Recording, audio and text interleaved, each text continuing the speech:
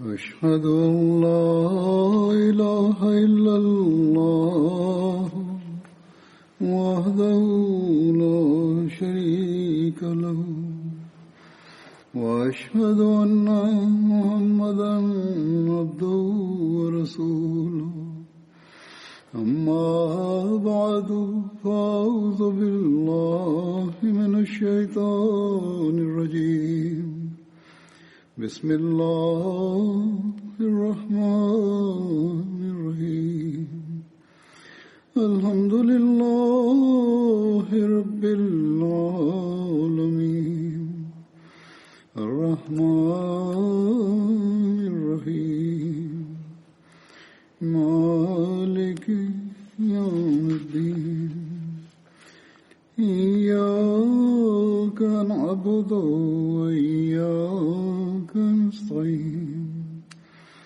اهدنا الصراط المستقيم صراط الذين أنعمت عليهم غير المغضوب عليهم ولا الضالين. Bismillahirrahmanirrahim. Hazreti Halifatul Mesih peti, da Allah bude njegov pomagač, je rekao: danas ću da govorim o Hazreti Muaz bin Džabal radijallahu anhu.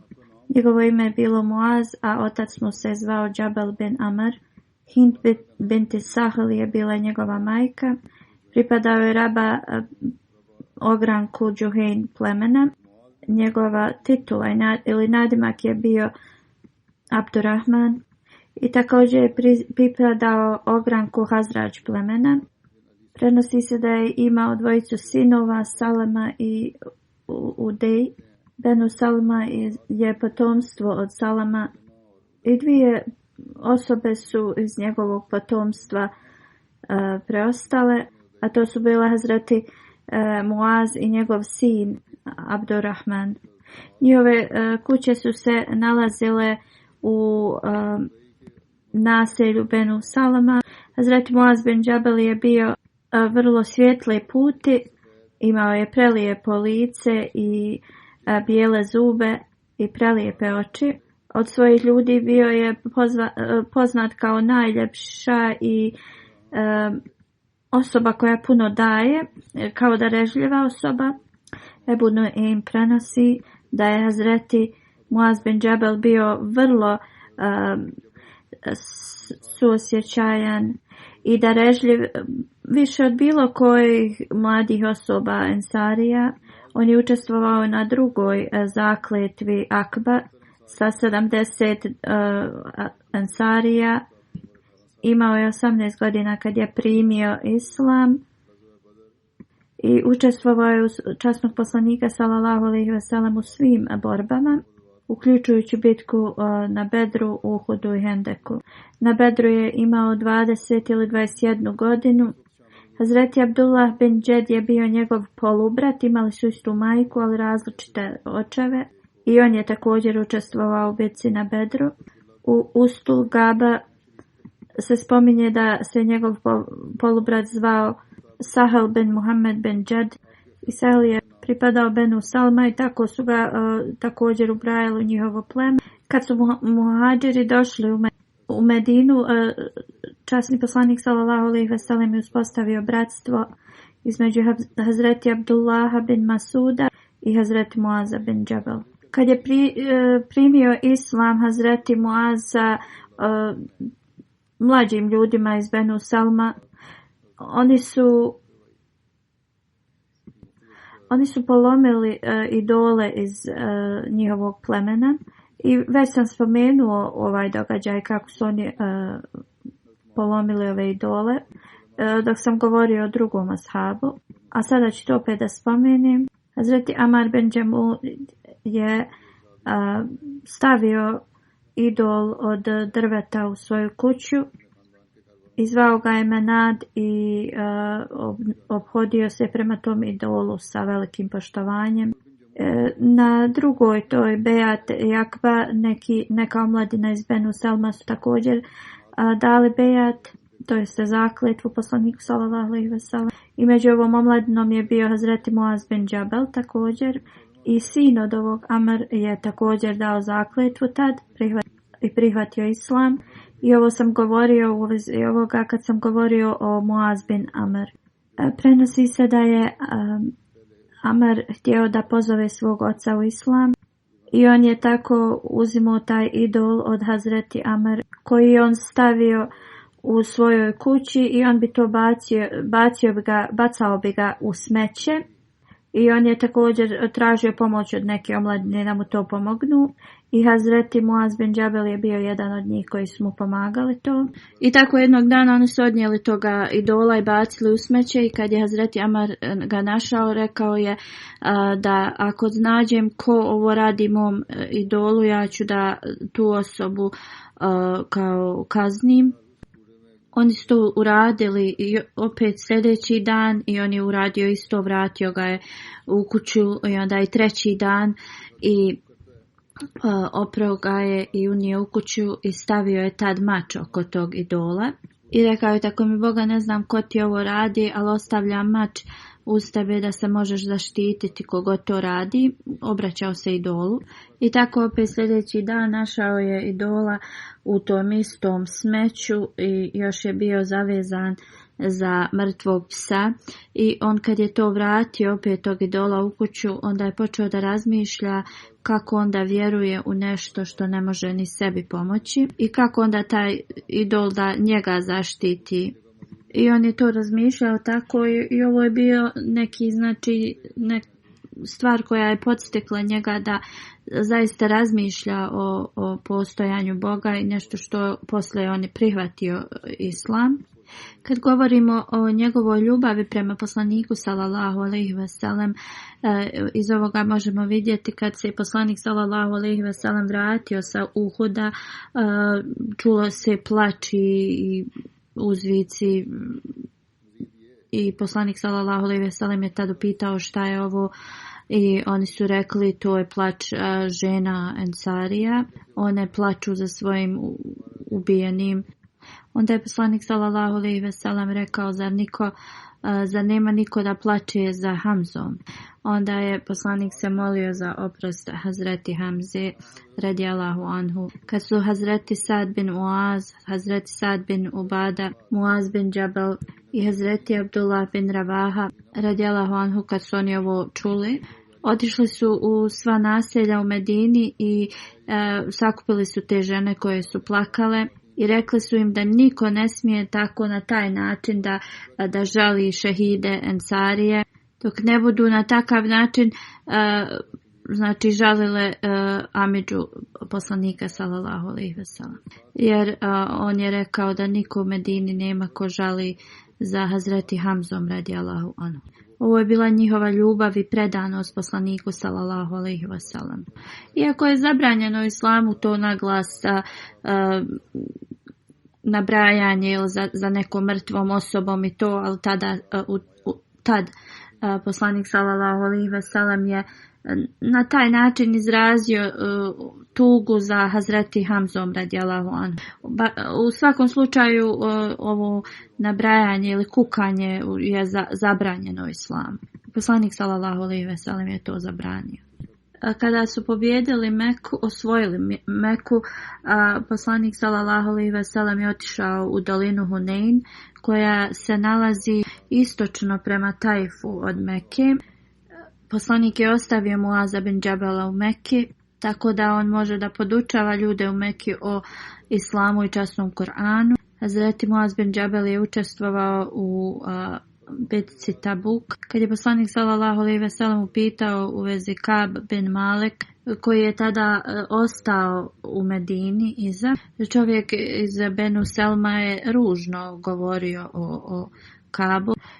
Ali tada je Hazret Muaz bin Džabel korigovao ovog čovjeka na način koji je on govorio o Kab bin Maliku i rekao je, o Allahu poslaniče, mi jedino vidimo dobro u njemu i ne vidimo ništa loše. I ovako je bio njihov moral da oni ne bi govorili ružne stvari o osobi ako nije prisutna. Katada prenosi da je čuo Hazreti Enesa radijallahu anhu da kaže, u vrijeme poslanika sallallahu alejhi ve sellem 4 osobe su sakupile Kur'an i oni su svi bili ensarije, a oni su Hazreti Muaz bin Džabel, Hazreti Ubej bin Kab, Hazreti Zaid bin Sabit i Hazreti Abu Zaid radijallahu anhu. A Hazreti Zaid je bio amidža od Hazreti Enesa radijallahu anhu. Hazreti Abdullah bin Omer radijallahu anhu prenosi da je čuo poslanika sallallahu alejhi ve sellem da kaže: učite Kur'an od četvorice, oni su Ibn Masud, Salim, da onaj oslobođeni rob Ebu Huzeifa, Ubej bin Kab i od Muaz bin Džabela radijallahu anhu. Ovaj hadis je iz Buharija. Ovo je već spomenuto, ali Hazreti Muslim radijallahu anhu u vezi Hazreti Kaba radijallahu anhu da je rekao je da je časni poslanik sallallahu alejhi ve sellem postavio grupu učitelja koji su podučavali časni Kur'an. Oni su zapamtili cijeli Kur'an od časnog poslanika sallallahu alejhi ve sellem i onda su to podučavali drugim ljudima. Ovo su bili četvorica izražajni i ashaba časnog poslanika. I onda oni su podučili mnoge ashabe koji su posle podučavali druge ljude. Četvorica ovih velikih učenjaka su bili Abdullah bin Masud, Salim, oslobođeni rob Ebu Huzeifa, Muaz bin Džabel i Ubej bin Kab radijallahu anhu. Prva dvojica su muhadžira, druga dvojica ensarije. Abdullah bin Masud je bio obični radnik, Salim je bio oslobođeni rob, Muaz bin Džabel i Ubej bin Kab su bili poglavice u Medini. I poslanik sallallahu alejhi ve sellem je postavio ove učenjake iz svih sfera, znači u kojima se ljudi nalaze ili stepena u društvu. Prenosi se da kada je jednom Abdullah bin Masud učio Kur'an, on je izgovorio jednu riječ drugačije. Hazreti Omer radijallahu anhu ga je zaustavio i rekao da to treba da se izgovara na drugi način.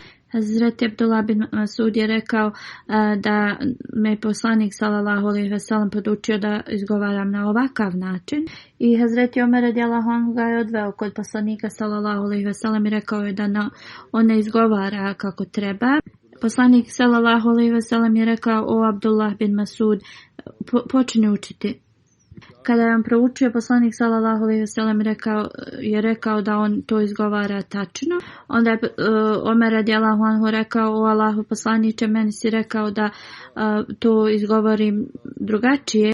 Poslanik sallallahu alejhi ve sellem je rekao: da, i tvoj način je tačan. I ovo nam pokazuje, osim ove četvorice ashaba koje smo naveli ranije, koji su direktno učili od poslanika sallallahu alejhi ve sellem, da su također bili drugi ashabi koji su učili od poslanika sallallahu alejhi ve sellem, kao što je Hazreti Omer radijallahu anhu. Jer kada je Omer radijallahu anhu rekao da o Allah poslaniče, meni kao rekao si da ovako to izgovaram, to nam pokazuje da je i on također učio od poslanika sallallahu alejhi ve sellem direktno. Hazreti Anas bin Malik prenosi da je časni poslanik sallallahu alejhi ve sellem rekao: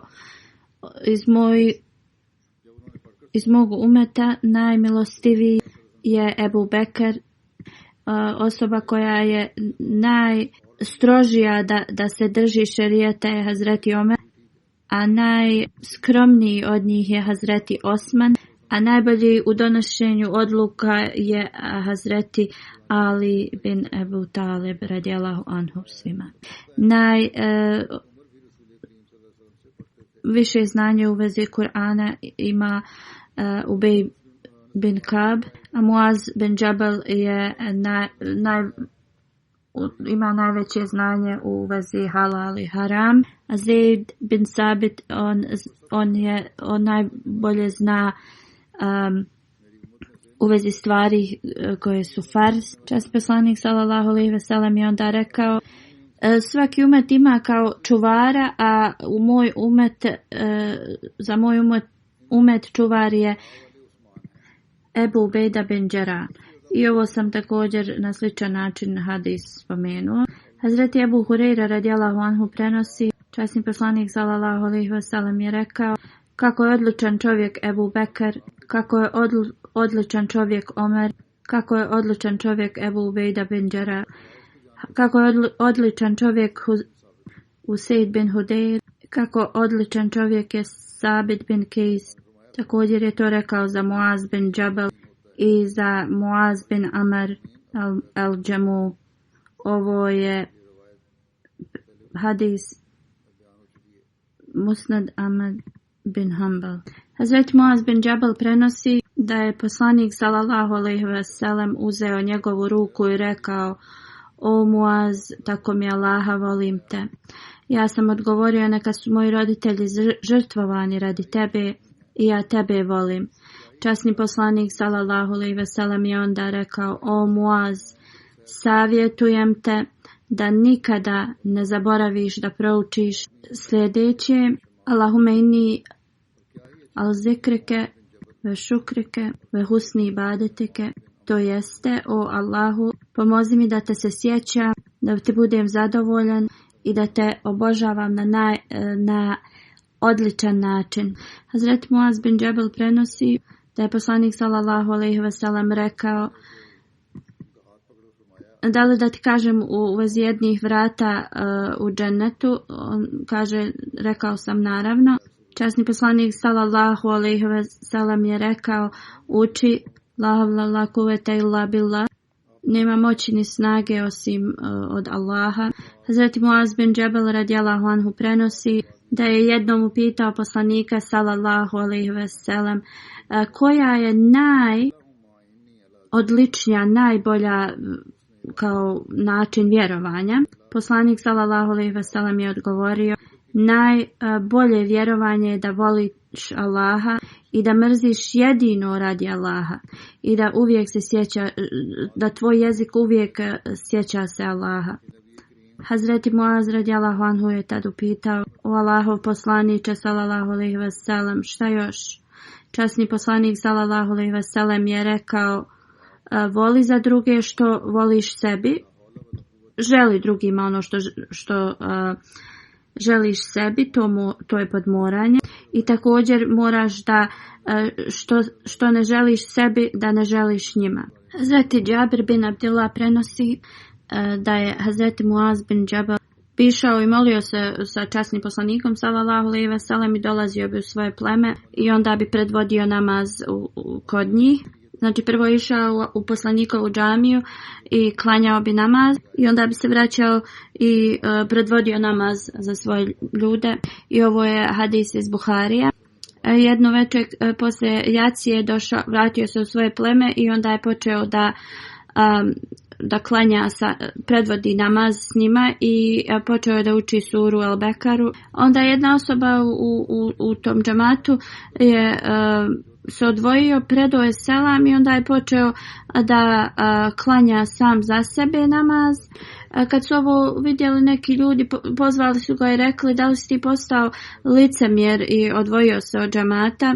On je rekao: ne, tako mi Boga, ja nisam licemjer i zaista ću otići kod poslanika sallallahu alejhi ve sellem i reći ću mu šta sam ja uradio. Da sam licemjer, ja bi se sakrio i klanjao svoj namaz, ali ću zaista da informišem poslanika sallallahu alejhi ve sellem o svemu ovom. I onda je ovaj čovjek otišao kod poslanika sallallahu alejhi ve sellem i rekao: Allahu poslaniče, mi prevozimo vodu iz jednog mjesta na drugo na našim kamilama, tako da ljudi imaju vodu u svojim kućama i mi radimo to po cijeli dan. Hazreti Muaz radijallahu anhu je klanjao namaz sa tobom i onda je došao kod nas i počeo je da uči suru El-Bekara. Poslanik sallallahu alejhi ve sellem se okrenuo prema Hazreti Muazu i rekao je: o Muaze, da li ti želiš da staviš ljude na iskušenje? Zašto radiš poteškoće za ljude? Poslanik sallallahu alejhi ve sellem onda ga je posavjetovao šta treba da uči i to je ponovio ponovo. Prema hadisu koji prenosi Džabir, poslanik sallallahu alejhi ve sellem je rekao: uči suru Šems, suru Duha, sura Lejl, sura Al-Ala. Poslanik sallallahu alejhi ve sellem je spomenuo ove 4 sure kao primjer i ovaj hadis se nalazi u Sahih Muslim. Hazreti Halifat al-Masih II u vezi ovog piše: poslanik sallallahu alejhi ve sellem je imao običaj da uči suru Al-Ala, suru Al-Gašija, suru Al-Fajr i druge sure na farz namazima koje su tako prilične dužine kao ove. Nisai prenosi od Hazreti Džabira radijallahu anhu da je jednom Hazreti Muaz bin Džabel predvodio namaz. Hazreti Muaz je produžio ovaj namaz i prema nekim hadisma kaže se da je učio suru Al-Imran ili sura An-Nisa. Kada je se ovaj namaz odužio, ta osoba je zaustavio namaz i znači predao selam i pomakao se u stranu i klanjao sam za sebe. I kada je završio namaz, on je otišao. Kad se namaz završio, neko je informisao Hazreti Muaza šta je ovaj čovjek uradio. Hazret Muaz radijallahu anhu je rekao možda je on licemjer i prenio je ovo sve poslaniku sallallahu alejhi ve sellem. Hazreti Muslim Maud kaže da je Hazreti Muaz radijallahu anhu otišao sam kod poslanika sallallahu alejhi ve sellem i on je rekao o Allahu poslaniče, osoba je došla na namaz, ali kada je se namaz produžio ili odužio, on je rekao mu je sve šta se desilo i da je onda otišao. I kad je ta osoba to što je uradio saznao da je Hazreti Muaz otišao kod poslanika i rekao, i on je također došao kod poslanika sallallahu alejhi ve sellem i rekao je: o Allahov poslaniče, ja sam došao da klanjam namaz u džematu, ali on je produžio namaz i mi radimo cijeli dan i naša kamela je također bila gladna. Ja sam zbog toga prekinuo da klanjam u džamatu i završio sam svoj namaz i onda sam otišao sa svojom kamelom da je nahranim.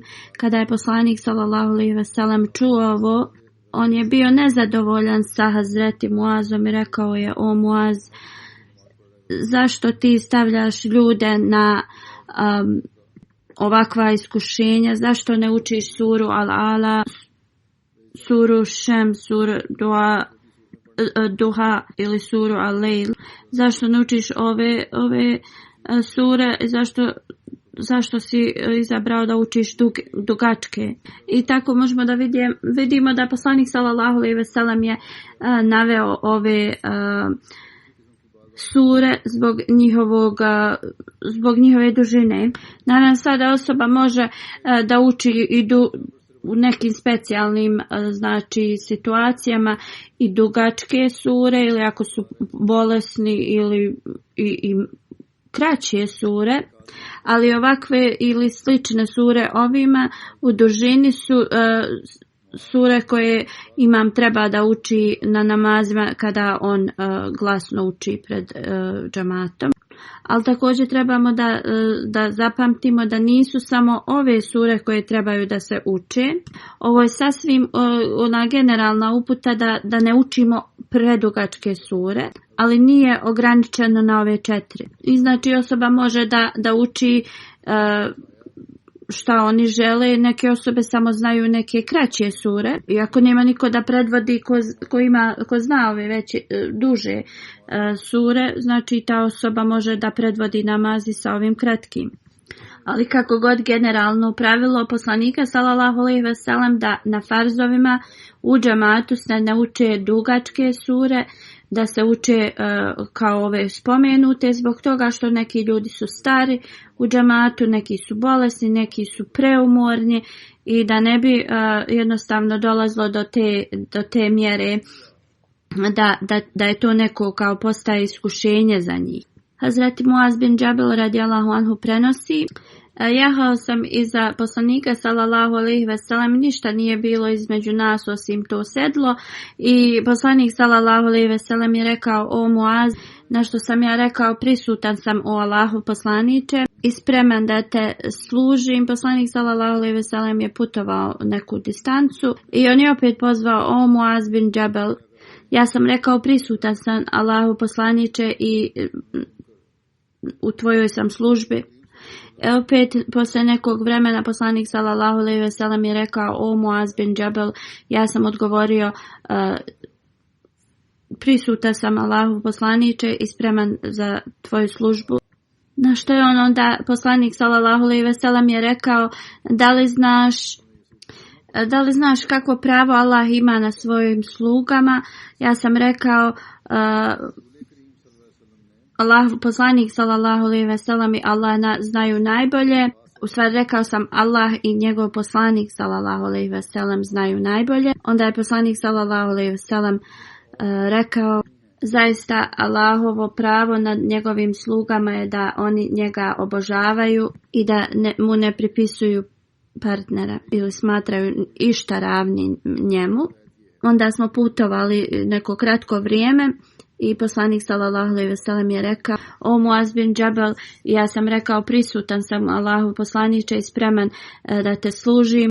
Onda je poslanik sallallahu alejhi ve sellem rekao: da li znaš kakva prava sluge imaju kao nad Allahom? Prvo, ljudi moraju da ispune dužnosti prema uzvišenom Allahu i onda kad oni ovo ispune, onda oni imaju prava na Allahom dželešanuhu. I onda je Muaz bin Džabel radijallahu anhu rekao: Allah i njegov poslanik znaju najbolje. Poslanik sallallahu alejhi ve sellem je rekao da Allah neće da ih kazni. Znači kad ljudi su poslušni uzvišenom Allahu i pobožni njemu, onda oni imaju to pravo da Allah dželešanu ih neće kazniti. Ovaj hadis je iz Muslima. Hazreti Muaz bin Džabel radijallahu anhu prenosi: putovao sam sa poslanikom sallallahu alejhi ve sellem. Dok smo još putovali, pitao sam ga: Allahov poslaniče, reci mi djelo koje će me odvesti u džennet i koje će me da drži dalje od džehennema. Časni poslanik sallallahu alejhi ve sellem je rekao: ti si me upitao o velikom dijelu i to se može postići kome Allah dozvoli i učini to lahkim. Časni poslanik sallallahu alejhi ve sellem je onda rekao: obožavaj Allaha i ne pripisuj mu druga. Klanjaj namaze, daj zekat, posti mjesec Ramazan i odi na hadž. Časni poslanik sallallahu alejhi ve sellem je onda dodao: da li želiš da ti kažem o vratima koja donose dobro? Poslanik sallallahu alejhi ve sellem je onda objasnio: reći ću ti o tim vratima koja donose dobrotu. Post je štit, a sadaka da pere loša djela. Isto kao kada voda ugasi vatru. I oni koji klanjaju usred noći, to jeste oni koji klanjaju tahadžud molitvu. Časni poslanik sallallahu alejhi ve sellem je onda proučio sljedeći ajet. Prijevod glasi: njihovi bokovi se odvajaju od postelja, oni pozivaju gospodara svoga u strahu i nadi i troše od onoga što smo im mi dali. A nijedna duša ne zna kakva joj je radost od očiju skrivena kao nagrada za ono što je radila. Časni poslanik sallallahu alejhi ve sellem je onda rekao: zar ne želiš da ti kažem najbolje djelo? Časni poslanik sallallahu alejhi ve sellem je rekao: to jeste da učestvuješ u džihadu. A onda je poslanik sallallahu alejhi ve sellem rekao da zar ti ne trebam reći temelj svega ovoga? To jeste fundamentalno na stvar na čemu se sve zasniva. Rekao sam: da, o Allahov poslaniče. I poslanik sallallahu alejhi ve sellem je uzeo za svoj jezik i rekao da treba ga čuvati ili kao kontrolisati. Hazreti Muaz bin Džabel radijallahu anhu kaže: rekao sam: o Allahov poslaniče sallallahu alejhi ve sellem, da li ćemo mi biti odgovorni šta kao da li ćemo mi biti odgovorni za ono što mi kažemo s njim. Časni poslanik sallallahu alejhi ve sellem je rekao: neka te Allah blagoslovi, o Muaze. Ne postoji ništa više što osobe baci u džehennem kao u smislu njih šta izgovore svojim jezikom. Znači izgovarajući neke riječi koje vode do svađe i do raznog zla. To jeste da su nečije riječi prouzrokuju zlo ili govore zlo, prema poslaniku sallallahu alejhi ve sellem, to će ih odvesti u džehennem. I onda moramo uvijek da budemo svjesni šta govorimo i da koristimo svoj jezik da radimo dobra djela. Hazreti Ka'b bin Malik prenosi da Hazreti Muaz bin Džabel radijallahu anhu je izgovarao fetve u vrijeme poslanika sallallahu alejhi ve sellem, također u vremenu hilafeta Hazreti Ebu Bekra radijallahu anhu u Medini. U hadisu je zabilježeno da u toku života poslanika sallallahu alejhi ve sellem trojica ensarija i trojica muhadžira su oni su iznosili fetve, to jeste taj šerijatski značenje ili pravila u vrijeme poslanika sallallahu alejhi ve sellem, a to su bili Hazreti Omer, Hazreti Osman, Hazreti Ali, Hazreti Ubej bin Ka'b, Hazreti Muaz bin Džabel i Hazreti Zeid bin Sabit radijallahu anhu. Abdurrahman bin Kasim prenosi od svog oca: kad bi god Ebu Bekru bila potrebna pomoć u odlučivanju nečega, on bi pozvao sa strane muhadžira i ensarija ljude koji su bili vrlo obrazovani u šerijetu. I ovo su bili Hazreti Omer, Osman, Ali radijallahu anhu, Hazreti Abdurrahman bin Auf, Hazreti Muaz bin Džabel, Hazreti Ubej bin Ka'b i Hazreti Zeid bin Sabit. Svi od njih su iznosili ove fetve u vrijeme Ebu Bekra radijallahu anhu, hilafeta njegovog. I drugim riječima to je bio taj odbor šerijatskih tih fetvi i pravila. I ovo im je bilo dato zbog toga što su oni stekli to znanje u vrijeme poslanika sallallahu alejhi ve sellem. U toku hilafeta Ebu Bekra radijallahu anhu, Hazreti Muaz se je odselio u Siriju. Na ovo je Hazreti Omer rekao da kada je Hazreti Muaz odselio, ostavilo je neku veliku prazninu u Medini. I također u tom smislu tih šerijatskih pravila i donošenja toga bilo im je vrlo neobično.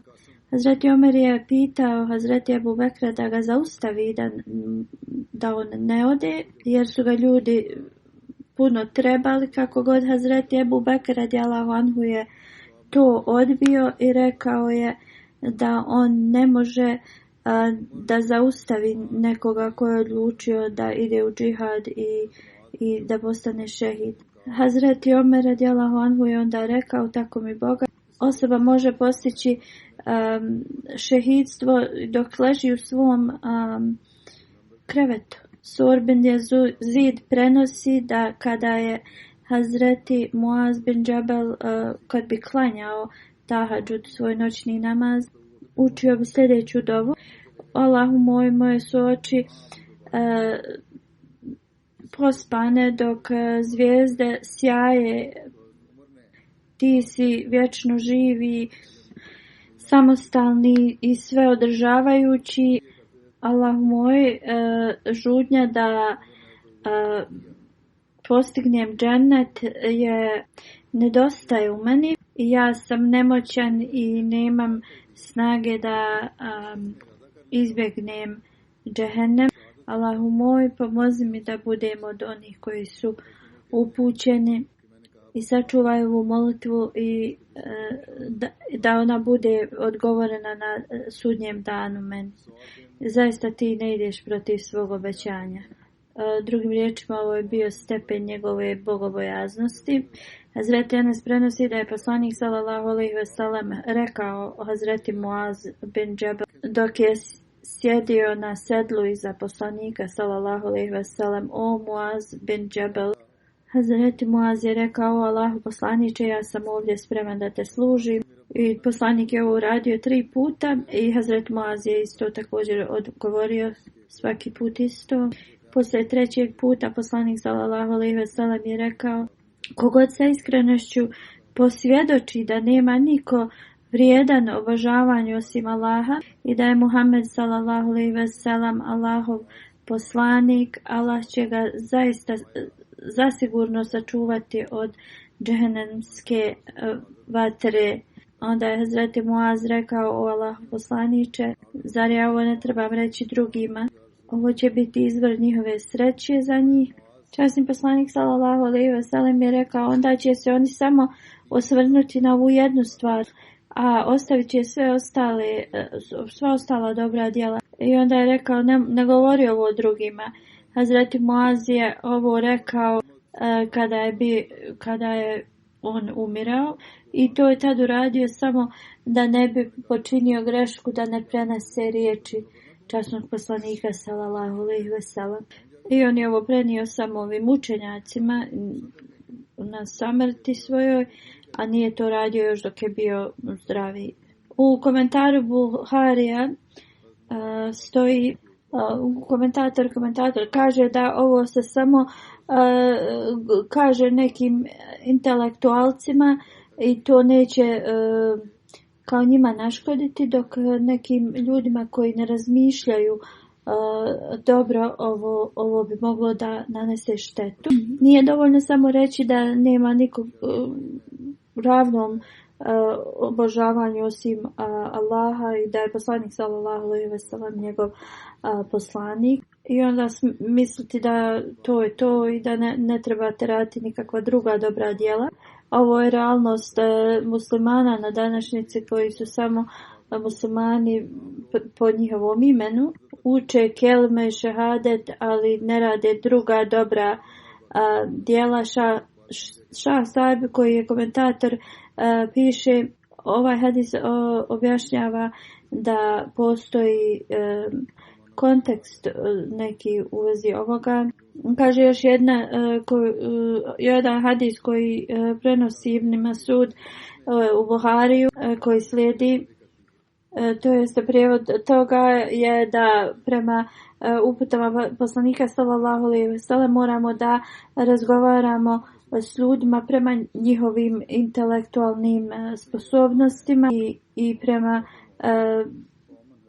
njihovom shvatanju, jer neki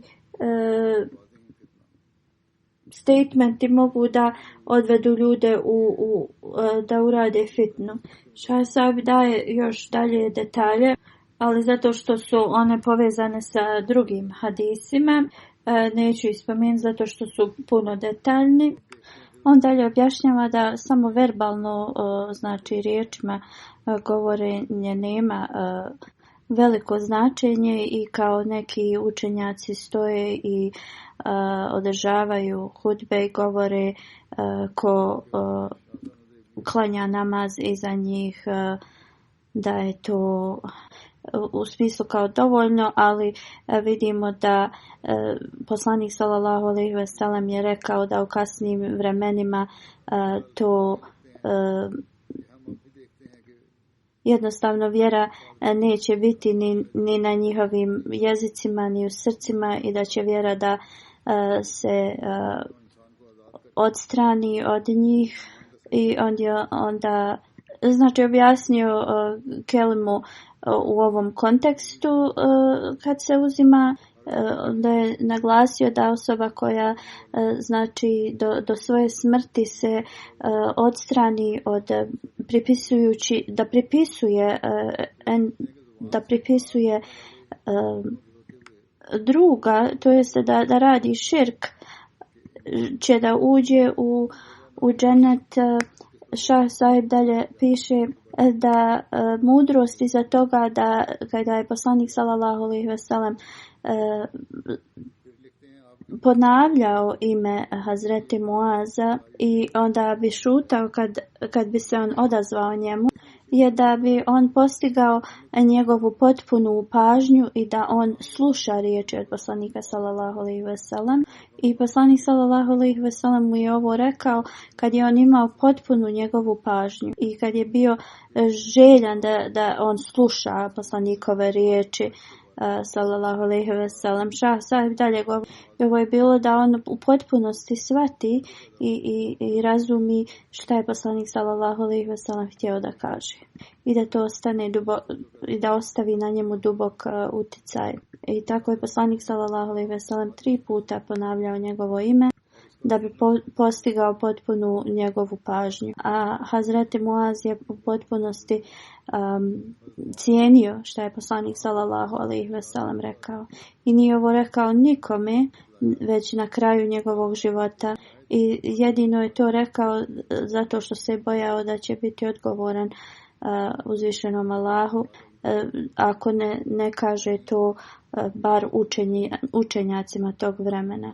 Na današnjici muslimani govore da su vjernici i uče kelemu i vjeruju da su slobodni od širka, ali njihova srca su puna širka i oni se okreću materializmu, ali njihovo stanje je totalno drugačije. A u vezi hadisa koji kaže da će uzvišeni Allah sačuvati one koji izgovore kelmu od džehennemske vatre, ovo nam dokazuje da nagrada za to je definitivno od Allaha dželešanuhu i nije to na ljudima da daju fetve u vezi ovoga, da li je neko musliman ili nije. I ovo govoriti ovakve ove fetve je totalno protiv učenja Kur'ana. Sad ovim dana u toku Rabijul Evela vrlo je ta praksa gdje se kao slavi rođendan poslanika sallallahu alejhi ve sellem, ali sva poenta toga jeste da se usvoji učenje poslanika sallallahu alejhi ve sellem i njegova praksa. Ne može osoba samo da prema svom mišljenju se smatra muslimanom i kad neko prouči kelmu, to je znači do Allaha dželešanuhu da odluči da li je ta osoba musliman ili ne. I ovo je nešto što će donijeti sreću poslaniku sallallahu alejhi ve sellem za njegov umet i uz učenje salavata na poslanika sallallahu alejhi ve sellem mi moramo iskazati zahvalnost uzvišenom Allahu koji nije kao zapostavio religiju poslanika sallallahu alejhi ve sellem. Činjenica je da prema predskazanju i obećanju Allaha dželešanuhu on je poslao obećanog Mesija alejhi selama koji nas je podučio istinitoj suštini i svrhi kelime i također svih Allahovih zakona i šerijata i da zaista postanemo oni koji su zaštićeni od džehennemske vatre.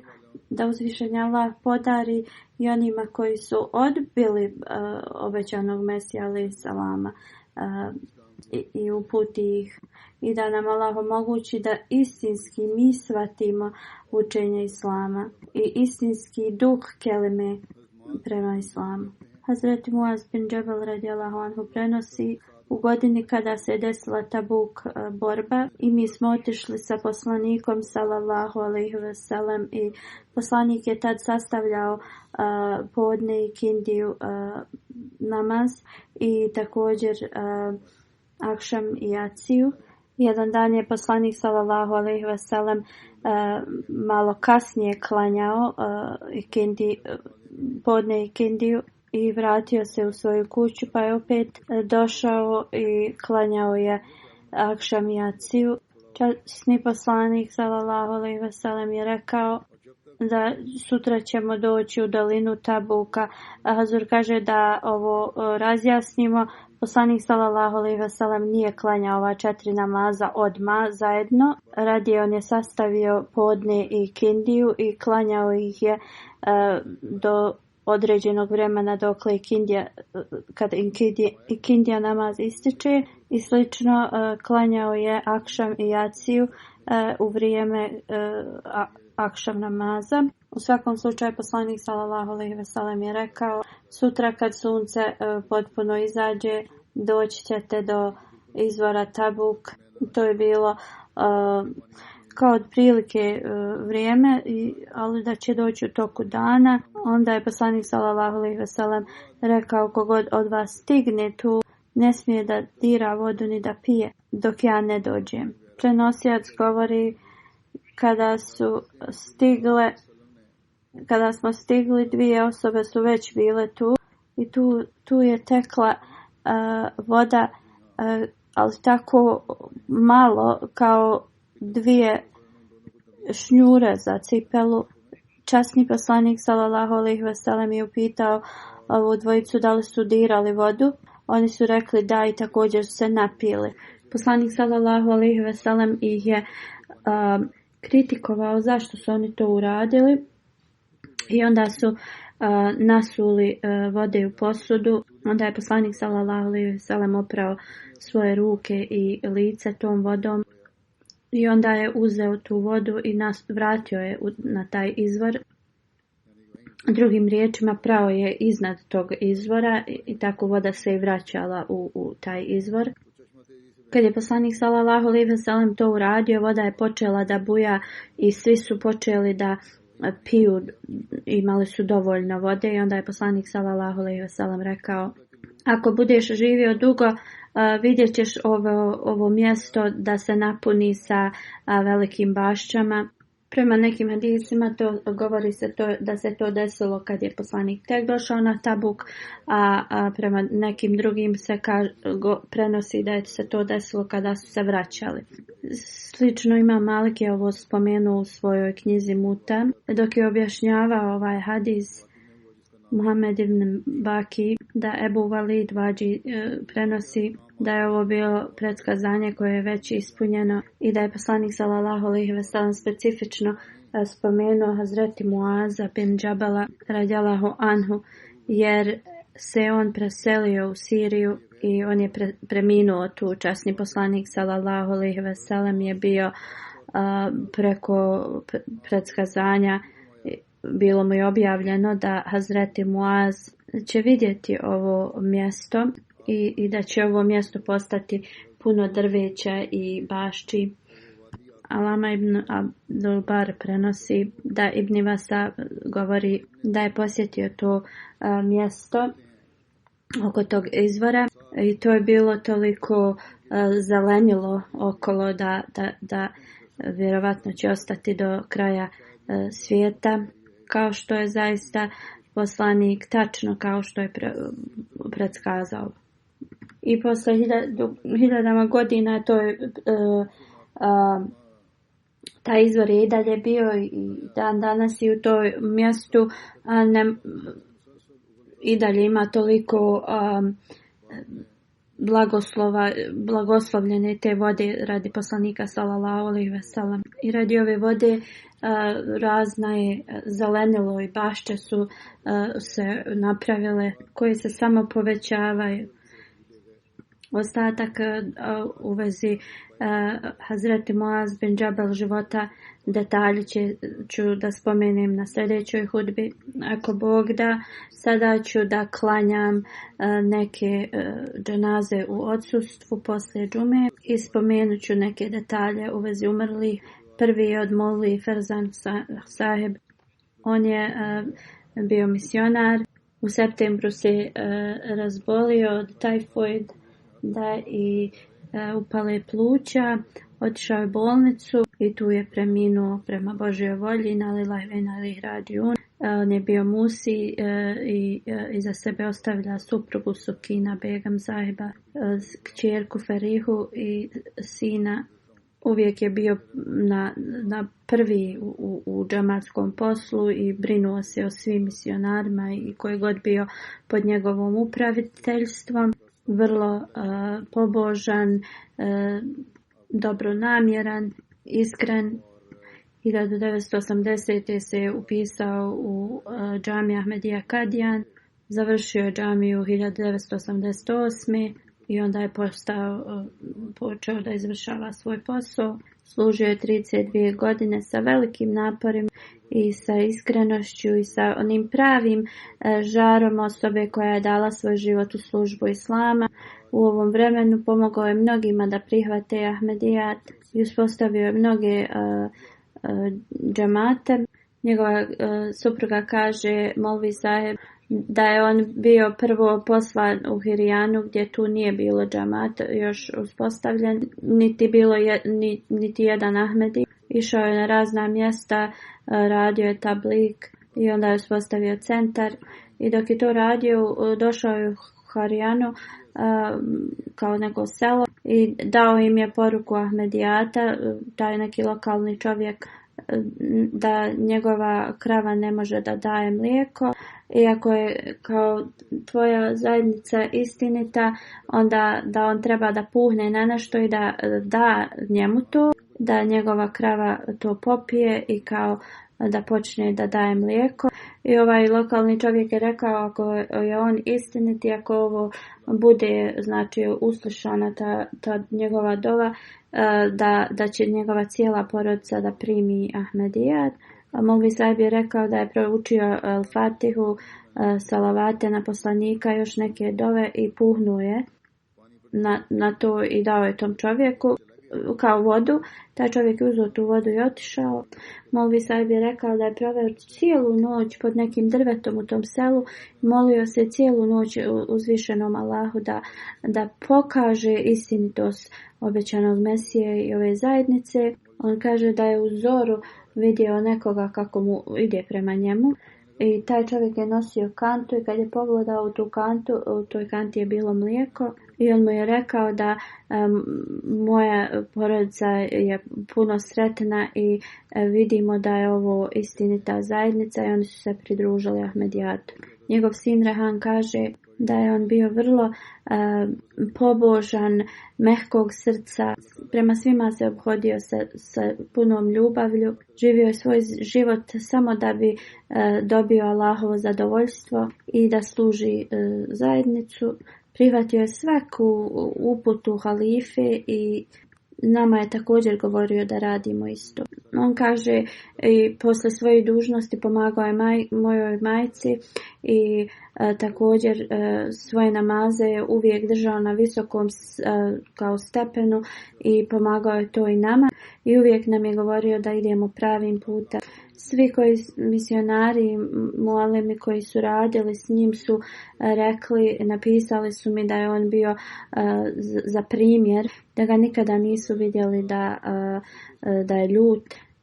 Druga dženaza je Abdullah Munsiku Sahib, lokalni misionar u Maleziji. 7. oktobra se on isvijestio i odveden je u bolnicu, ali ga nisu mogli oživjeti. Preminuo je tu noć i nalillahi wa inna ilaihi rađiun. Imao je 68 godina, bio je on također musi, iza sebe ostavlja suprugu i 8 djece. On je bio punac 2 misionara u Maleziji. On je rođen u Filipinima i poslije fakulteta pridružio se nekoj muslimanskoj zajednici, organizaciji nekoj koja se borila protiv vlade i koji su se borili da uspostave islamsku kao neko vladanje u Filipinima. 1973. godine njegovi su roditelji preselili iz Filipina u Maleziju i tu su se nastanili u Sandaku Samba. U svakom slučaju Allah mu je podario čisto srce i on je sanjao obećanog Mesiju mnogo puta i drugog i trećeg halifu. 1973. je prisustvovao dželsi tu. On je jednostavno doživio tu dželsu kao vrlo inspirativnu vjerski program i tu je prihvatio Ahmedijat. U tom mjestu gdje je živio nisu imali misionara, on je bio vrlo znatiželjan i želio je da sazna i da nauči što više i učio je iz literature džamata i onda je drugima govorio. On je znači od svojih prijatelja, porodice, svima govorio o Ahmedijatu i mnogi ljudi su prihvatili Ahmedijat. I on radi ovoga svog tolikog predanja vjeri bio je postavljen kao misionar i također je služio i u Filipinima kao misionar. I on je tu uradio veliki servis u džamatu i također je vodio debate sa kršćanima i mnogi su, kao što sam rekao, prihvatili islam. On nije mogao da govori urdu, ali je imao veliku želju da nauči. Naučio je mnoge kao ilahije na urdu ili neke paragrafe. Bio je vrlo gostoprimljiv i pogotovo ljudi koji dođu na džumu obhodio se na najgostoprimljiviji način. Bio je vrlo disciplinovan i to je prenosio na druge.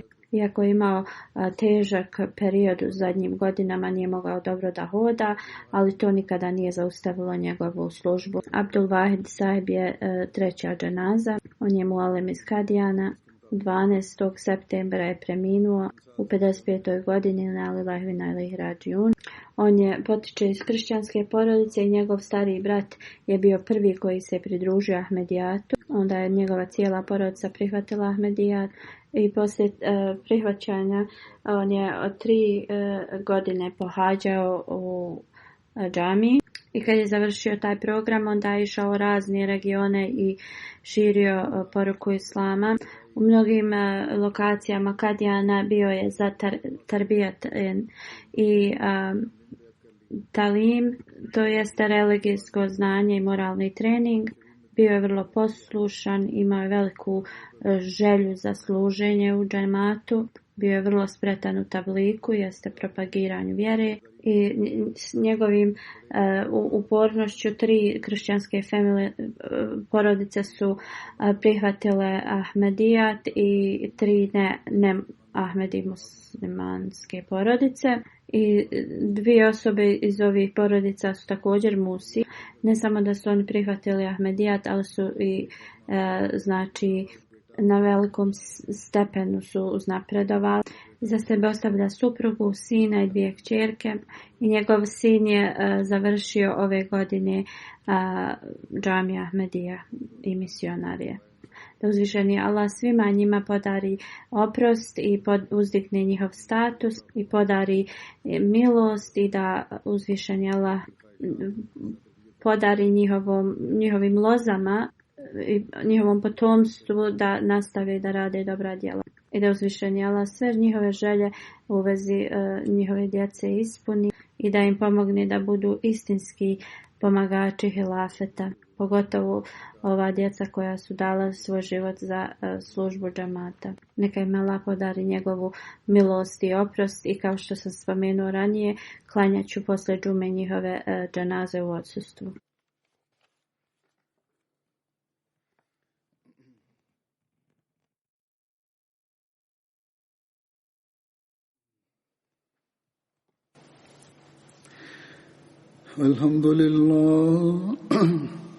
Alhamdulillah nahmaduhu wa nasta'inuhu wa nastaghfiruh wa nu'minu bihi wa natawakkalu alayh wa na'udhu billahi min shururi anfusina wa min sayyiati a'malina man yahdihillahu fala mudilla lahu ومن يضلل فلا هادي له ونشهد أن لا إله إلا الله ونشهد أن محمدا عبده ورسوله عباد الله رحمكم الله إن الله يأمر بالعدل والإحسان وإيتاء ذي القربى وينهى عن الفحشاء والمنكر والبغي يعظكم لعلكم تذكرون اذكروا الله يذكركم وادعوه يستجب لكم ولذكر الله أكبر